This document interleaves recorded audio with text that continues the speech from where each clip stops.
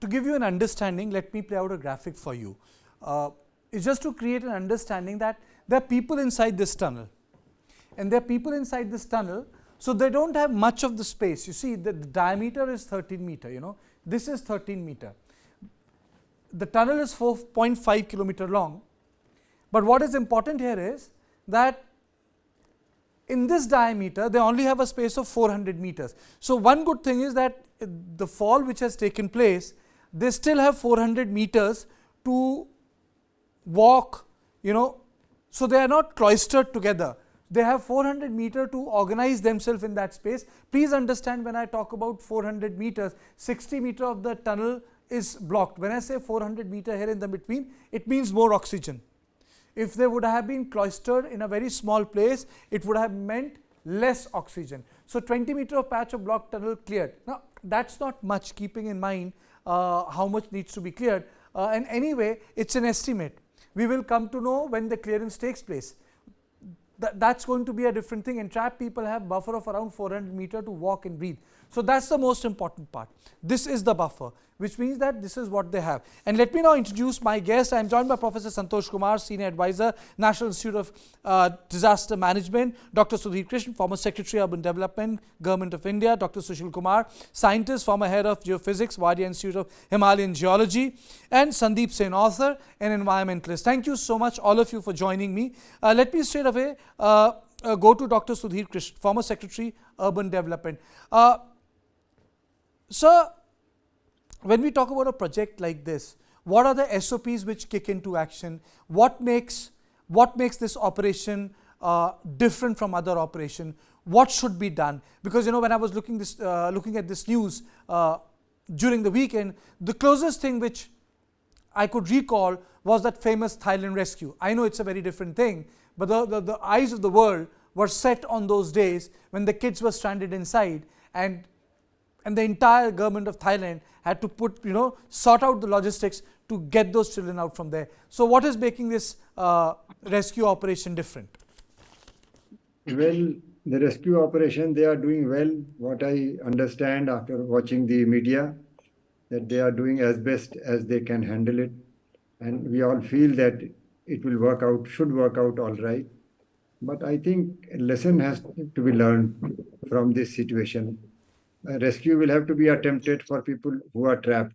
But should we not work on analyzing as to why this situation happened, and should it happen, what to do, whether by which it should not happen again? I think that is far more important. Of course, lives have to be saved, is absolutely important, no doubt. But that is a very big challenge for us. I think equally important challenge is to identify the root cause of the problem and prevent. And now they are making a parallel entry from somewhere to take the people out, and I am quite hopeful that they would succeed. And there are procedures prescribed by NHAI in their own manual. There are procedures for this, and there are so I am sure that it will work out all right. A parallel tunnel is being dug, and they will be taken out. The NDRF and the SDRF and the local engineers all are working all right. So I am sure it will work out all right. You know, the issue is why. Professor Santosh Kumar, I think at the beginning of the discussion, the why has cropped up. Do you think that the why is the principal issue here?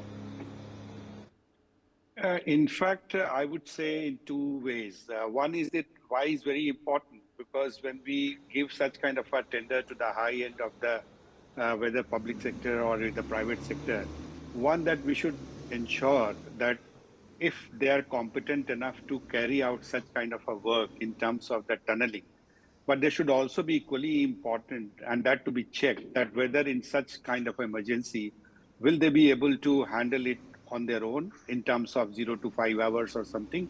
And after that, that state agencies and the national federal forces and other would join them for rescue. This is the very, very important kind of ingredient or the indicators which we should have. Because when we do the cause and effect analysis, we will find that they are very competent in terms of tunneling, but they will not be that kind of a competence despite of the SOPs and all, that how that they will carry out the operations. So that we need to have that they should be doing, when they are doing it tunneling, they should actually engage the response forces well in advance, anticipating such eventualities that it might happen, it might not happen. So if it doesn't happen, it's very fine. But if it happens, that to be supported in terms of that agreement has to be done much before the tunneling starts. So second important point at this juncture is important in terms of that saving lives. And that's the kind of initiatives which have been taken by the honorable prime ministers and all the state government, state chief minister. They all are taking extra precautions in terms of taking this saving lives of the people and all taking all those actions which are required to do that. So the team of experts which have been constituted, they will mark the red zone and the green zone and the orange zone, and they will be helping also that the rescue agencies to carry out these operations, this operation Professor Kumar, you know, a lot of in people a would very not, safe a manner. lot of people would not understand this, you know, the red zone, the green zone. Can you just elaborate it for our viewers when you So when you red talk zone, about the which I'm colors in saying, context of the while- zones?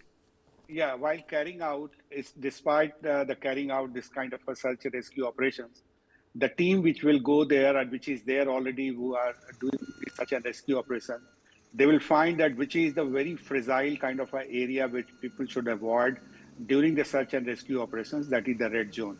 And then second is the, which we say orange zone, is a much lesser than the before, the riskier.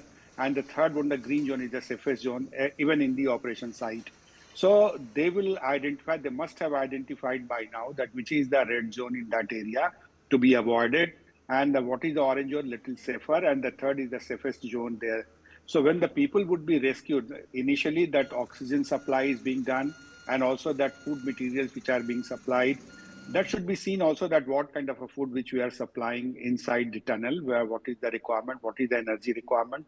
Because it will take further, I think, 12 to 16 hours of time, anticipated time, what I'm saying, because the forces and the agencies and the equipments all are required are there now in place, and also the team of scientists there who would be assessing the situation, and they would be supporting the response agencies. So this is very important, and also the first and foremost thing is required at this point of time when they are making this kind of a rescue operations. The communication must be established on a regular basis to the people who are affected or trapped inside, because that will help them in avoiding panic and also maintaining or managing the psychosocial or the anxiety those who are inside.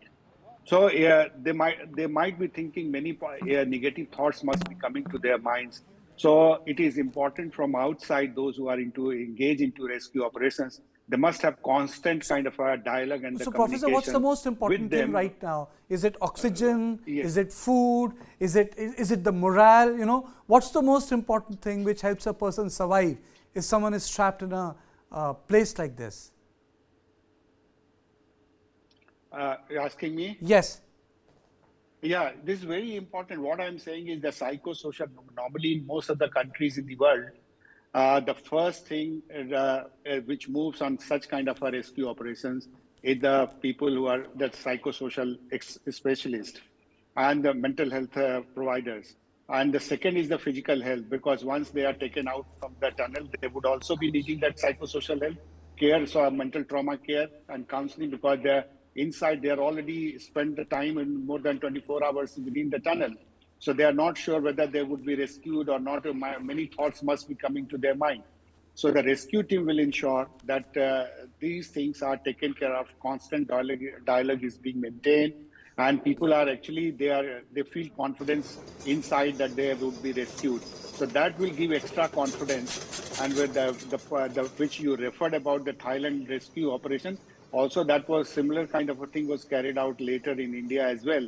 So what I'm saying is that in such kind of a tunneling, the communication is very important. And on the other hand, that people, the relatives of those victims or the affected people, those who are trapped inside, must be maintained, because other side also the panic would emerge. So they would also be given the similar kind of a confidence. So idea is two ways communication. One is to the affected people who are trapped inside, and also to their relatives. Okay. And that touch would be maintained by the people who are really expert in the psychosocial counseling. Okay. Now let me straight away go to Dr. Sushil Kumar. He's scientist from and former head of geophysics, Bhatia Institute of Himalayan Geology.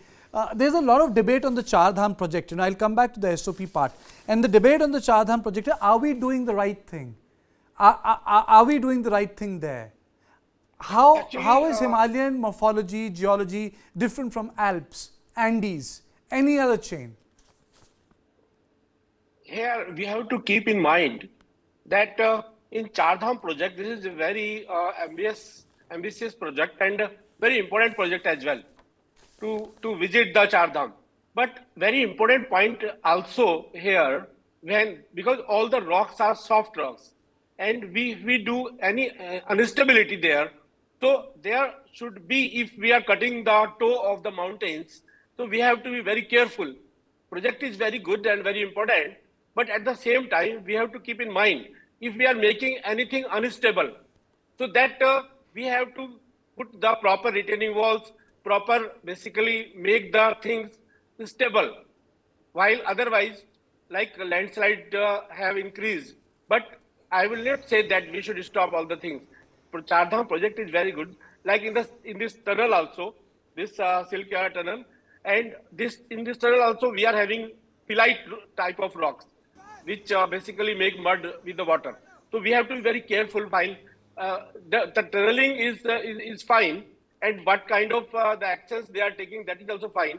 But this is a natural disaster. I would like to say that, because if we are making things unstable somewhere, the things are basically in the tunnel, which are basically sitting on that particular part, which is collapsed down and remove the stability. So certainly the loose material will come down because this has no hard rock. So all the material will come down, and such type of situation may occur. So we should be ready for such type of situation.